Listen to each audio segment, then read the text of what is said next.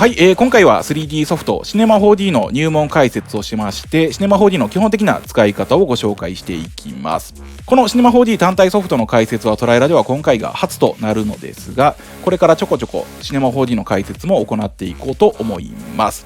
と言いつつ、僕自身まだシネマ 4D は使い始めたばかりで初心者の状態となります。ソフトはだいぶ前に購入していたのですが、もともと僕自身 3D に苦手意識があって、ちょっとやってはやめてみたいなことを繰り返してて、シネマ 4D も買った時にちょっと触って、またそのまま放置になっていたのですが、そろそろちゃんと使っていきたいなと思い、また最近ちょっと独学で勉強しながら使っている形となります。その中で僕が理解した部分を整理して、こういった動画の形でアウトプットしていこうと思います。ですので、シネマ 4D の熟練者が教える解説というよりは、これからみんなでちょっと一緒にシネマ 4D 覚えていこうよといったスタンスの解説動画となります。そのため僕も独学ですので、なんか解釈が違うとか使い方間違ってるとか、そういったところは分かる方が逆にコメント欄で教えていただけるとありがたいなと思います。といった形で進めていこうと思うのですが、その第1回として今回は簡単な一本の動画の作り方をご紹介していきます。3D の立体を作って一つのシーンを作って、次にそれをカメラで撮影して、最後にそれを動画に書き出すといった3つのステップをご紹介していきます。では実際に作業を行っていきます。まず今回はシネマ 4D で動画を作ることを前提としていますので、作る動画の設定を行っていきます。レンダリング設定を編集をクリックします。そしてレンダリング設定、出力のタブから横高さとあるのですが 1280×720、 いわゆる 720p の HD サイズとなっていますので、ここをプリセットからフィルムビデオ HDTV1080 の 29.97 を選択します。すると 1920×1080 でフル HD の設定となります。これをはじめに行っておきます。では実際の制作を進めていきます。まず文字を配置します。ペンツールを長押しして、その中にあるテキストを選択します。長押しを離します。すると作業画面にテキストが配置されます。右上の素材のパネルにもテキストが配置されています。そしてこの素材のパネルでテキストを選択すると、その下のパネルでテキストの設定項目が表示されています。まずテキストを打ち替えます。すると文字が打ち替わります。行揃えを中央に変えると中央揃えですね。次にフォントを変更します。こんな感じですね。そしてこの作業画面、この右上にあるアイコンですね。これをドラッグすることでアングルを変えることができます。まずこのアイコン、ドラッグすると表示位置が変わります。その右にあるアイコン、これをドラッグするとズームですね。さらに右側、アングル。これを組み合わせて作業画面の表示を調整します。この操作なんですが、ショートカットでもやり方がいろいろあって、オルトキーを押しながら画面をドラッグで回転、マウスホイールをグリグリしてズーム、マウスホイールを押し込んで位置を変更、右クリックをドラッグでズームといった操作で行うこともできます。他にも数字の1キーを押しながらドラッグ、2、3を押しながらドラッグみたいな形で行うこともできますので、これに関しては自分のやりやすいやり方で行うといいと思います。次にこの文字の間隔を調整します。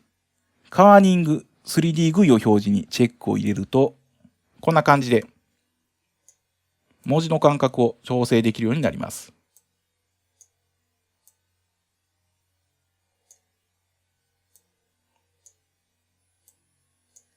こんな感じとしておきます。チェックを外します。これで文字のベースが配置できました。次にこの文字を立体化させていきます。SDS 長押しして押し出しを選択します。するとこの素材のパネルに押し出しが追加されました。この押し出しの中にテキストを入れます。テキストをドラッグして押し出しの中に入れます。矢印が下になりましたね。この状態にするとフォルダ階層のように押し出しの中にテキストが入りました。そうすることでこの文字を立体化させることができます。そして押し出しを選択すると下に押し出しの設定が出てきます。オブジェクト、押し出し量でこの押し出す深さを設定することができます。ここではわかりやすく100センチとしておきます。こんな感じですね。これで 3D の立体を作ることができました。次にこの 3D の立体に色を設定していきます。色や質感はこの下のパネルで作っていきます。作成、新規マテリアル。すると、こんな白い玉が作成されます。これが色や質感の設定となるのですが、単純にこの白を押し出しにドラッグします。すると押し出しにこの白いマテリアルが追加されて、文字に色がつきます。そしてこのマテリアル、ダブルクリックすると詳細設定が表示されますので、例えば色ですね。変更していくと、こういった形で色を変更することができます。次にこの文字の立体の後ろに壁を作成します。立方体を長押しして平面を選択します。すると平面が作成されます。この平面の角度を変えます。回転ツールを選択して、この赤い軸をドラッグします。そして平面を立てます。シフトを押しながら行うと10度ずつ変えることができるので90度。移動ツールに変更して後ろに移動します。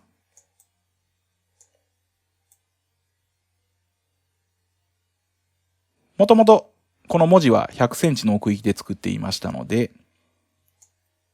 ここ Z 軸奥行きを100センチに移動すると、ちょうどピタッとつく形となります。位置を合わせます。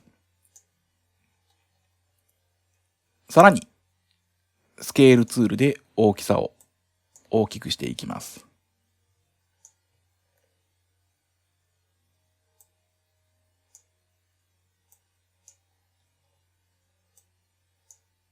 壁ですね。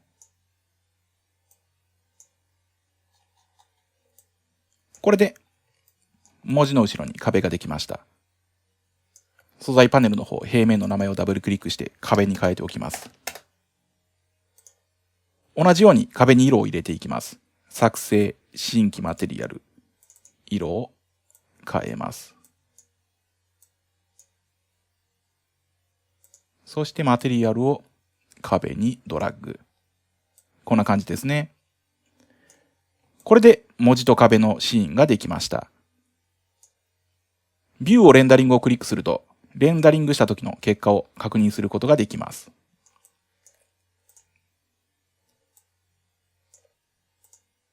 これで一つのシーンができましたので、次に撮影を行っていきます。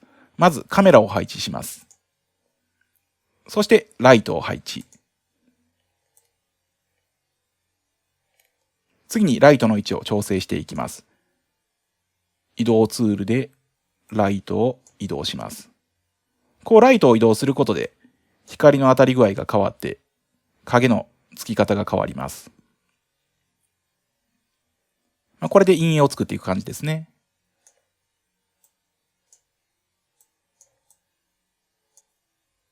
レンダリングしてみるとこんな感じとなります。そしてこのライト、標準の状態では影がオフになっているのですが、ライトを選択してその設定項目、影のタイプという項目、設定をなしから変更すると、例えば、シャドウマップ、レンダリング。すると、こんな感じでライトから発生する影を入れることができます。この影は作業画面では表示されず、レンダリングすることで表示させることができます。こういった時にこのビューのレンダリングを押して確認する形ですね。他にも、レイトレースに変更すると、こんな感じ。エリアに変更すると、こんな感じですね。といった形で影の表現が変わります。今回はエリアを使っていきます。そしてちょっと影の描画が濃すぎるので薄くしていきます。ここでは、このライトの設定の影のタブにある濃度を調整します。70%。そしてプレビュー。80。これぐらいとしておきます。光源の位置を若干後ろに落として調整します。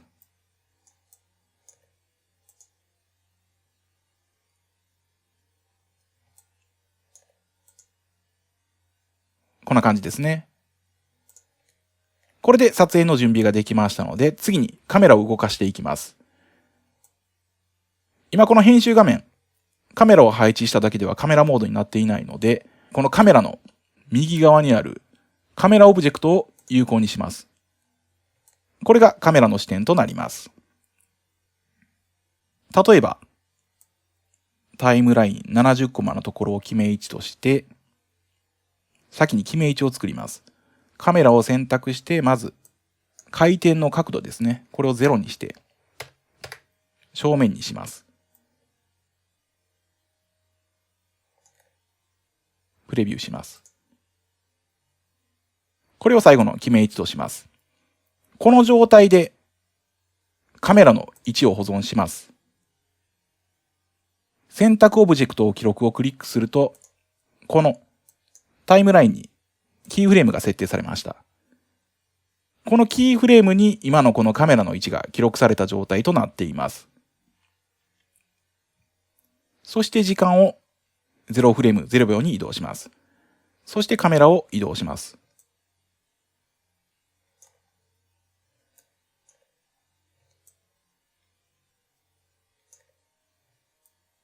例えば、こんな感じとします。この状態でまた選択オブジェクトを記録。これでキーフレームが作成されました。この状態で再生すると、こんな感じですね。カメラが動いて一つの動画のシーンとなります。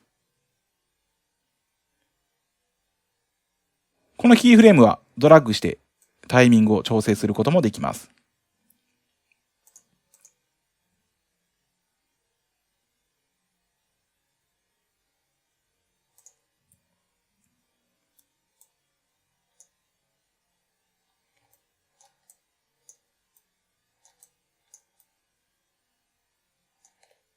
ここに新たにキーフレームを設定して再生すると、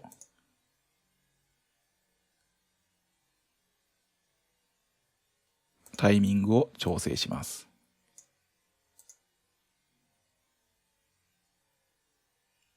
こんな感じですね。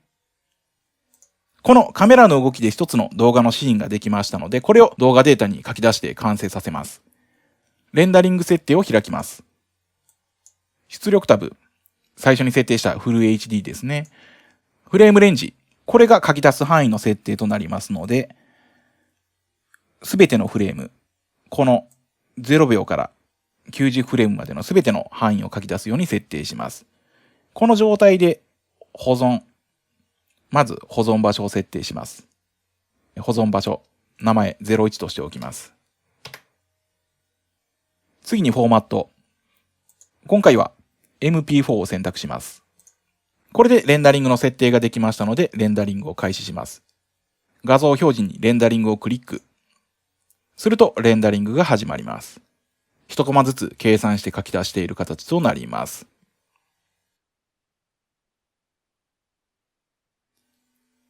これでレンダリングが完了しましたので、動画が書き出されています。再生すると、こんな感じですね。